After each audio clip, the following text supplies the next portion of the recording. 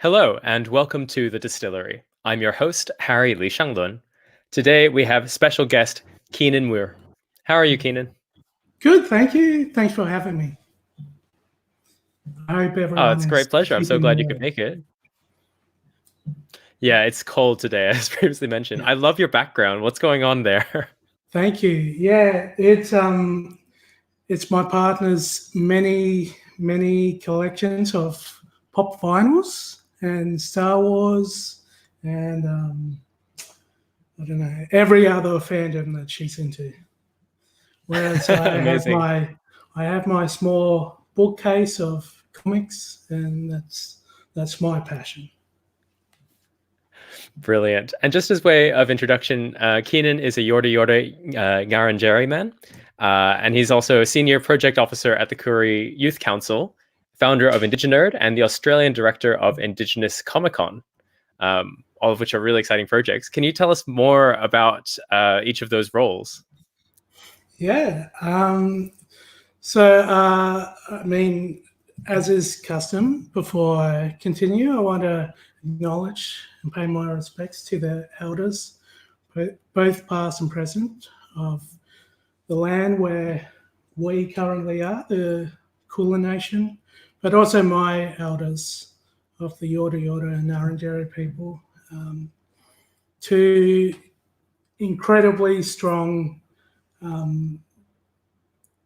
tribes who have always played a part in Aboriginal civil rights and progressing the voice of our people. And I'm just another vessel to show that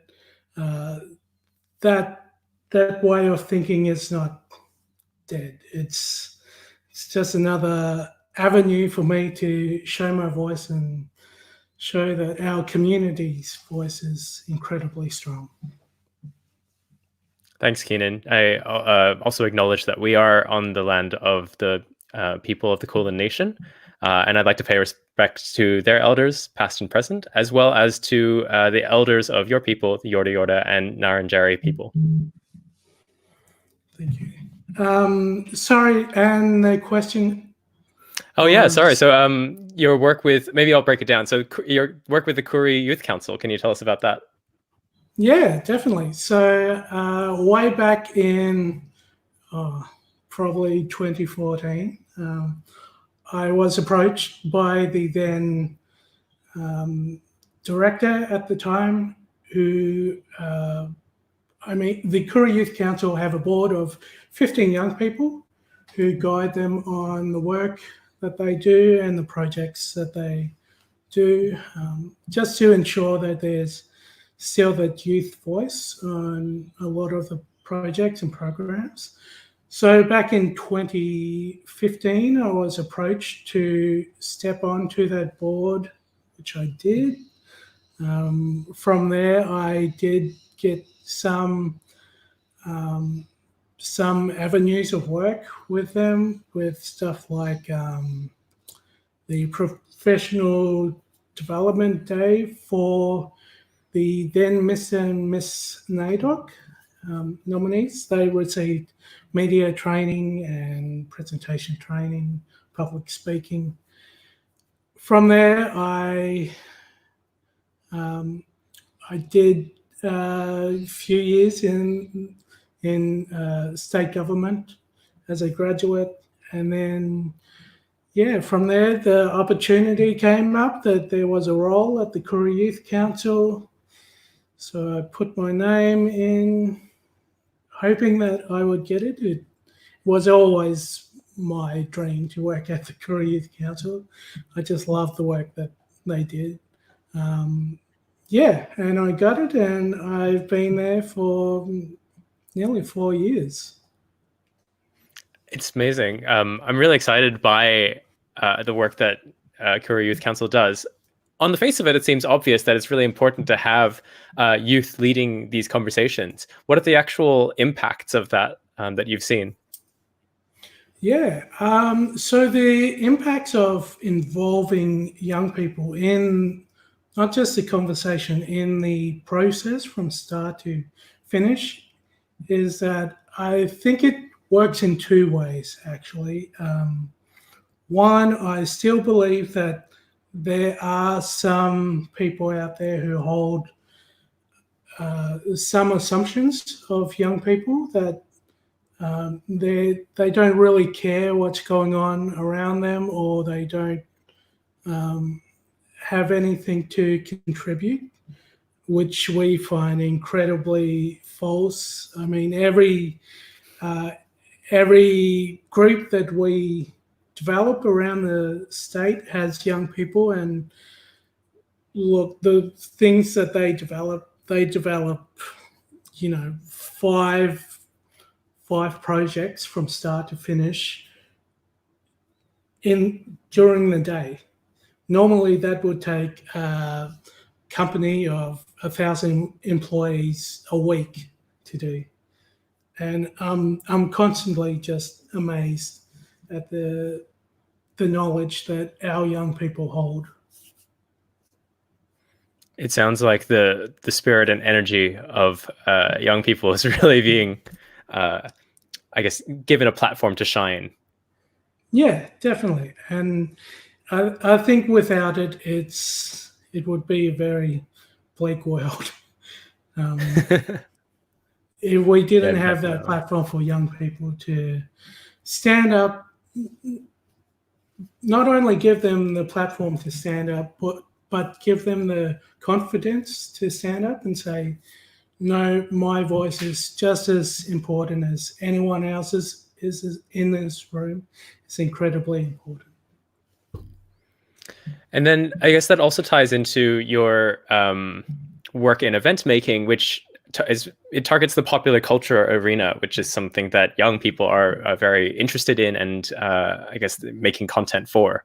Can you tell us about your work as an event maker as part of IndigiNerd, as the founder of IndigiNerd, as well as the director of Indigenous Comic Con? Definitely, yeah. So probably about 6 years ago, I started cosplaying. For people who don't know what cosplay is, it's a cross between costume and play, but it's a bit deeper than that. Your role as a cosplayer is to create a costume, develop the character, learn the character, the world that they come from. So yeah, I started cosplaying.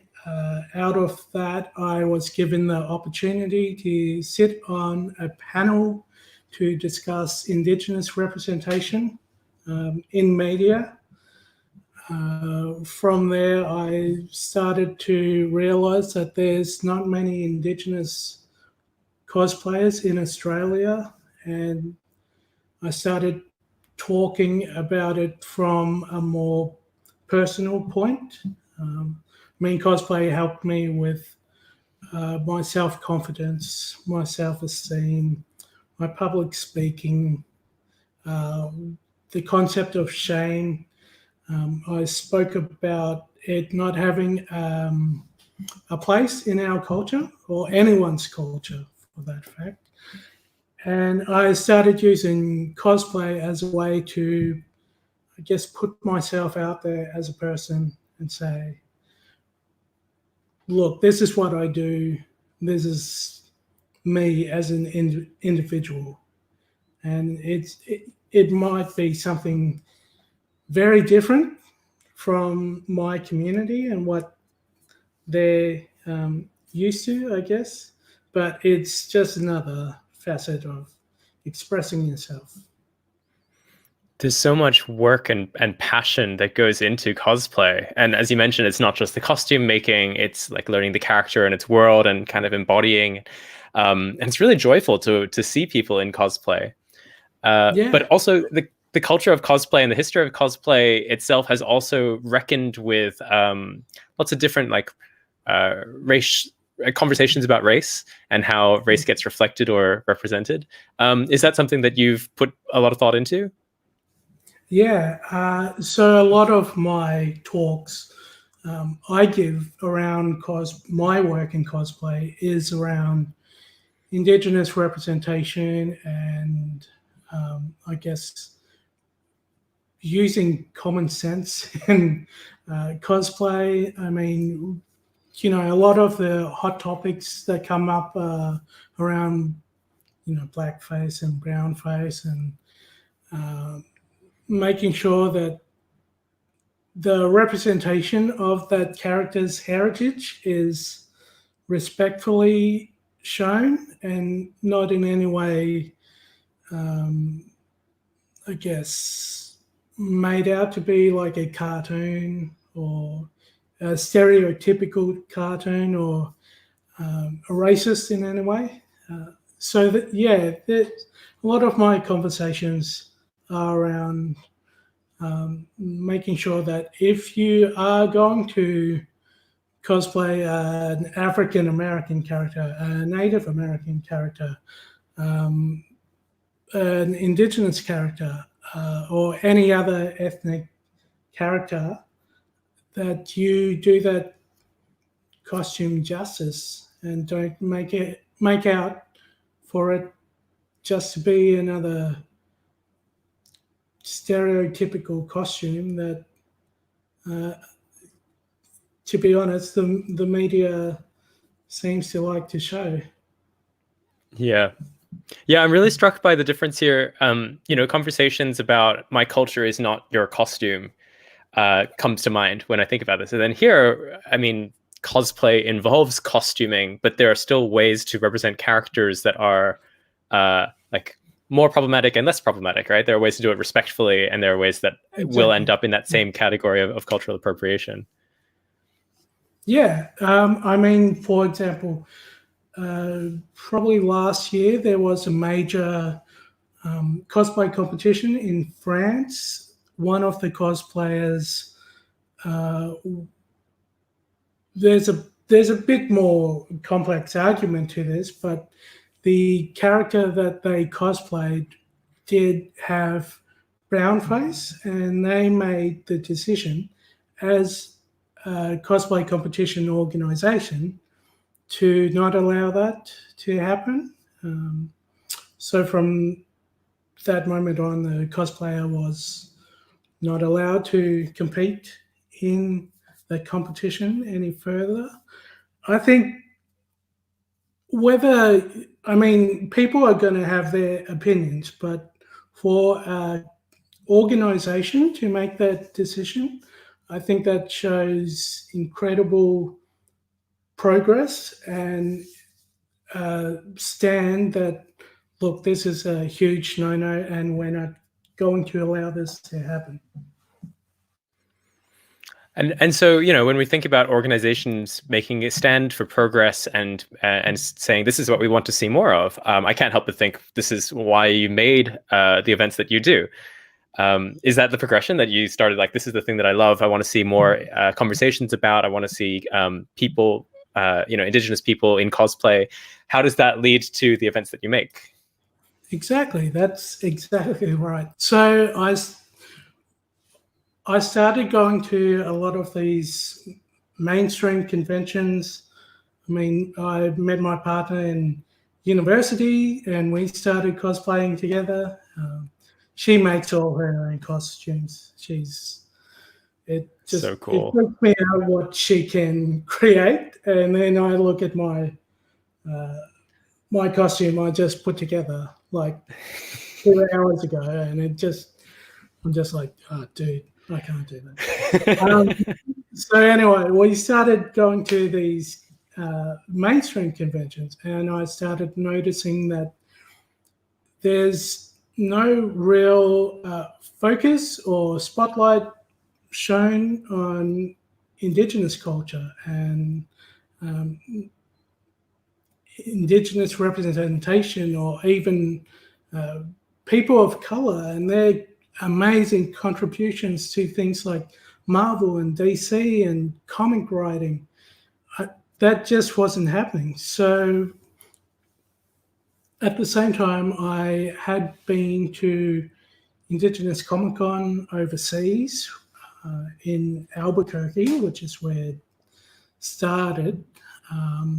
And I saw these, this platform for Indigenous business owners to show what they're doing. There was an Indigenous Lego building society that came in and just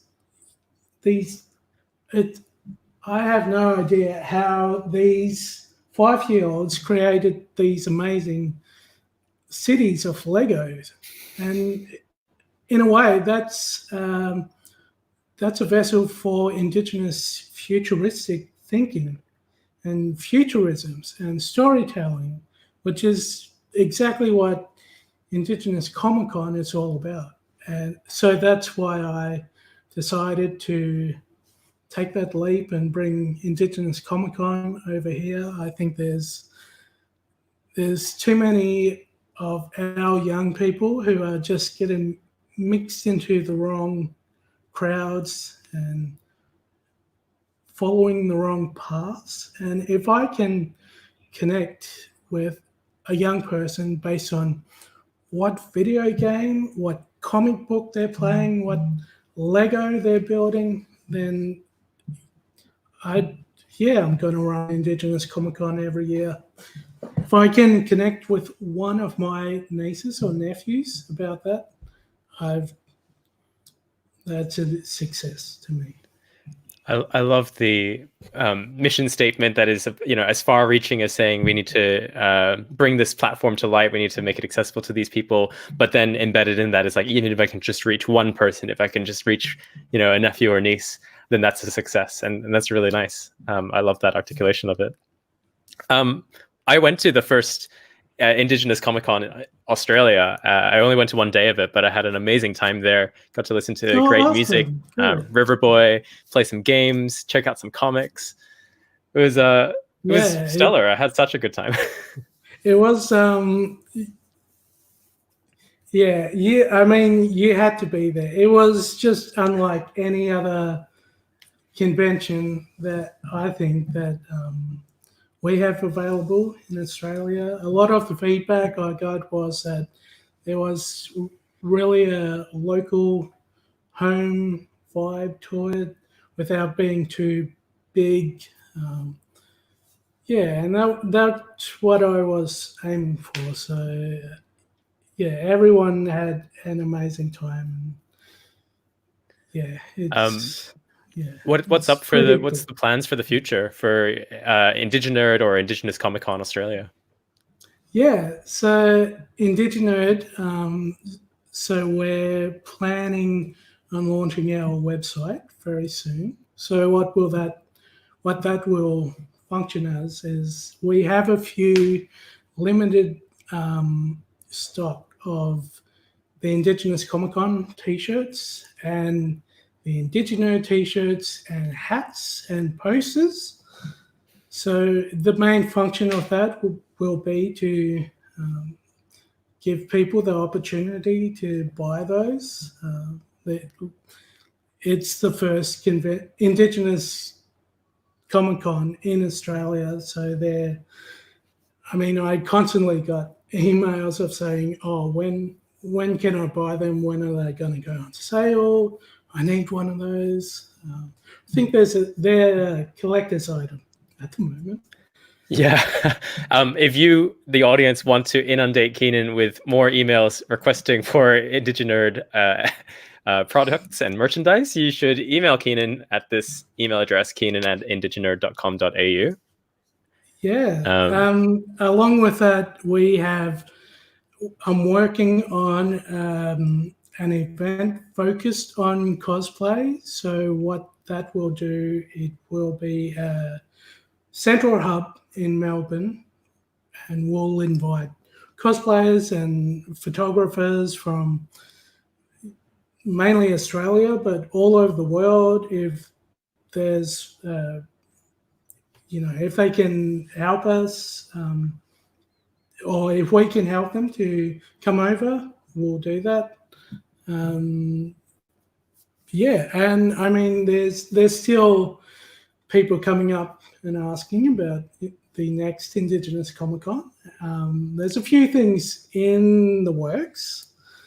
I had been approached by someone in New Zealand to see if they can take it over there, which I would.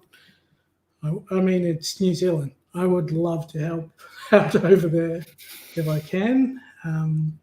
But yeah, I'll just leave it at that. There's a few things in the works at the moment. Right. So we'll keep an eye and ear out for the things to come. I'm very excited to find out what happens. I'd love to go back to a comment that you kind of just dropped casually, but I think bears some exploration. You said that when you first were exploring cosplay, it gave you, different type of self-confidence. It gave you, things about public speaking and self-image. But you also mentioned this word shame. And shame is such an interesting word to use in that context. Can you unpack it a little bit for us?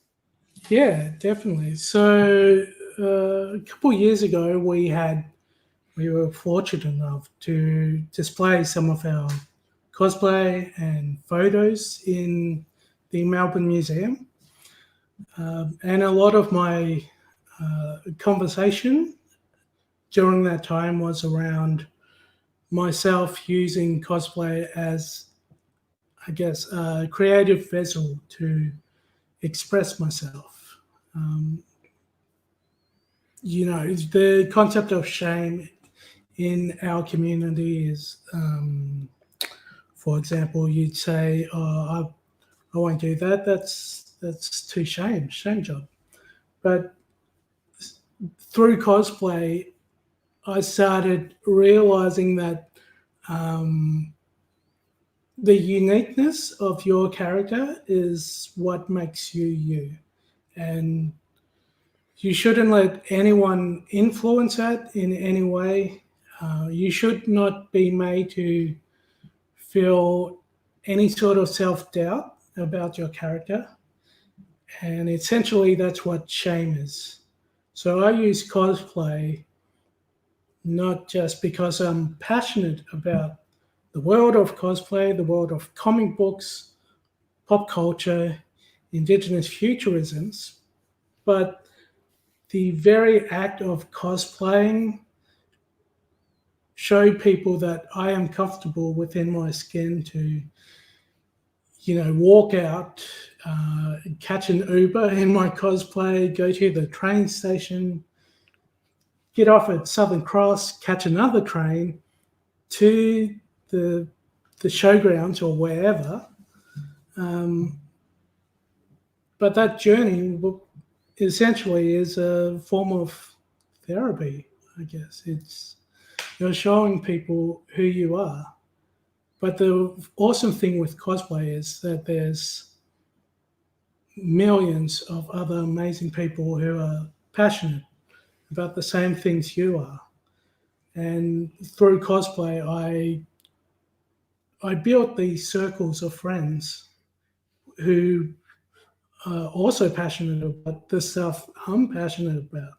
And I can talk with them about, the latest episode of Westworld or the Harry Potter books or Doctor Who. But through that connection, we're able to create a bond that, not many people get the opportunity to. And I think that's pretty cool. Just to summarize what you were saying there, it sounds like cosplay is a form of expression, and it is also a type of therapy and validation. It's a way to become visible in the world, in a world which often I think places a lot of shame on people of color, on First Nations people. Letting that be seen as something quite radical. And then the other thing that you were mentioning there was, it sounds like it's a bridge to communities of different kinds. Like you get to access a large community of cosplayers. You get to invite people who are not cosplayers to start asking questions and maybe even having conversations about Indigenous excellence. Those are the things that I got out of what you just said. No, that's definitely right. And through, this connection, there's these worlds of comic books, cosplay, pop culture. I'm able to connect with some of my elders who, might have grown up on Doctor Who, and then from that point where, we start talking about the stories of when they were young, and then we start talking about, maybe some Dreamtime stories that got passed on down the line, and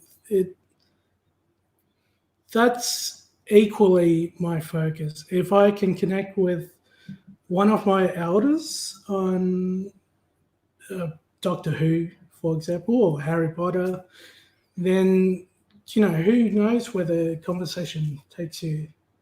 And then gaining knowledge on my culture. And that's what I aim to do in life. That's really beautiful. It's like it sounds like such a great focal point that bridges and links to all these different things. Yeah. Can you take us through what your perspective on kind of like I think the phrase that popped into my head was State of the Union, but like where are we at in terms of representation in our popular media? Yeah.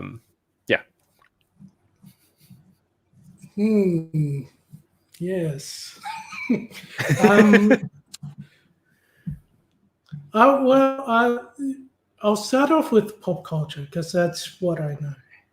So in comic books, I mean, you can track back to the 1960s and the representation of Indigenous young people.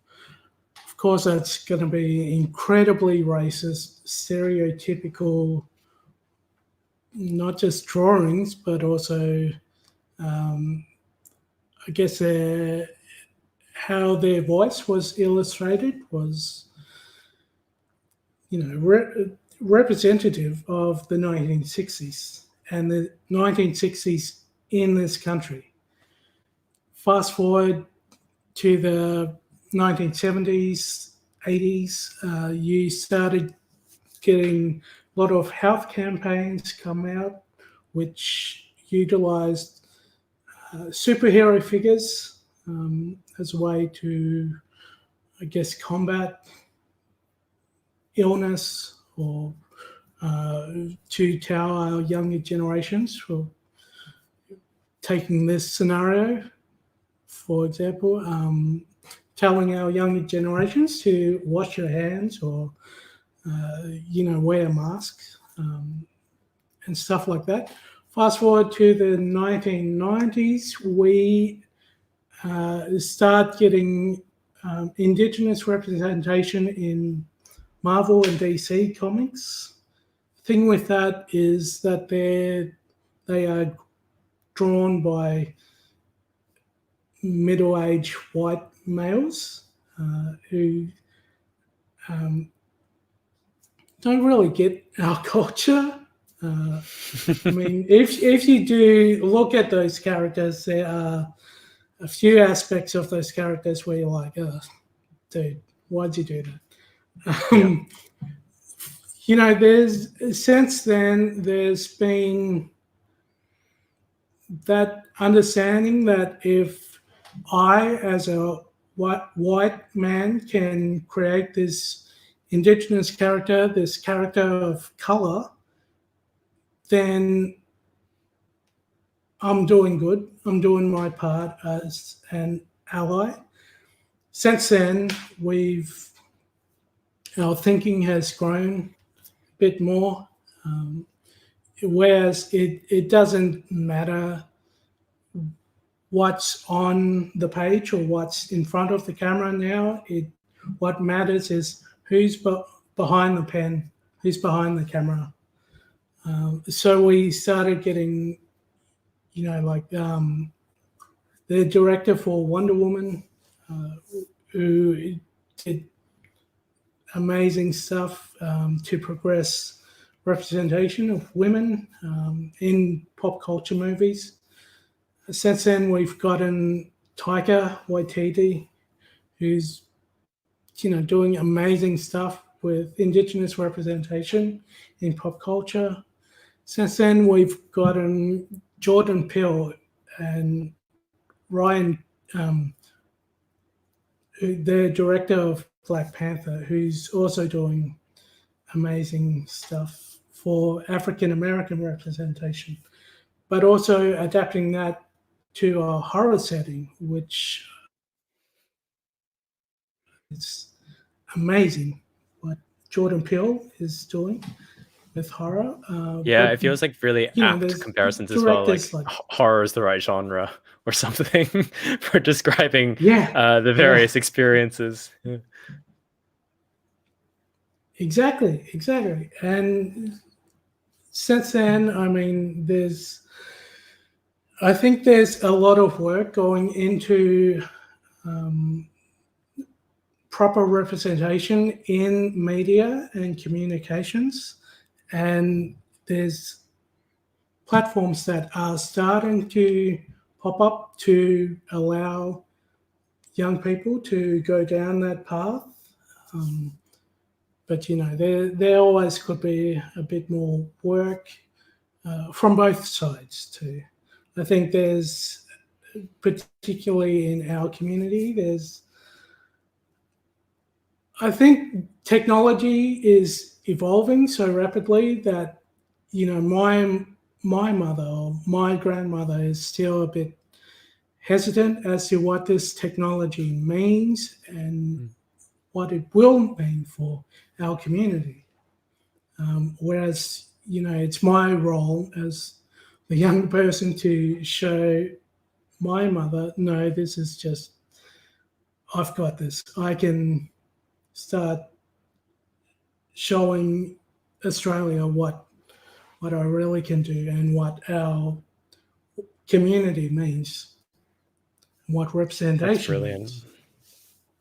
I mean, I think your passion for this really shines, and is the platforms that you're creating for young people to encourage and support them is so valuable. So thank you for all the things that you're doing. And unfortunately, we've run out of time. I'd love to continue talking about all these things. Just to summarize that last segment, though, I've been trying to, because this is supposedly the distillery, and I'm trying to draw out some conclusions. You were mentioning that having representation behind the lens, behind the camera, behind the page is becoming, is always really important. And reflecting our stories and the stories of Aboriginal and Torres Strait Islander people in particular is going to be that, I guess, next step in the way that we're progressing in the history of pop culture. And we can already see that, I guess, in things like Clever Man and the independent comics that I saw at IndigiCon. So I'm really excited for that future, and I'm really excited that you're spearheading the way. Oh, thank you. No, it's my passion, and I wouldn't be doing this if it wasn't my passion. So yeah, if I can help our community in this new area of pop culture and what it means for our mob and our future, then it's a no-brainer. Of course I'm going to do it. Thank you so much for joining us today, Cienan. It's been a real pleasure. Take care. Thank you. Bye. You're watching The Distillery. I'm your host, Harry Lee Shanglun. I apologize for the lag. My internet has been really slow because a data cable blew out recently, and so there's been internet outages. But I'm really grateful for the conversations that we've been having. You can check out other episodes on our website, distillery.site, on our Instagram @distillery.site, and Twitter @distillery site. New episodes are streamed daily, so do check back. Until then, take care.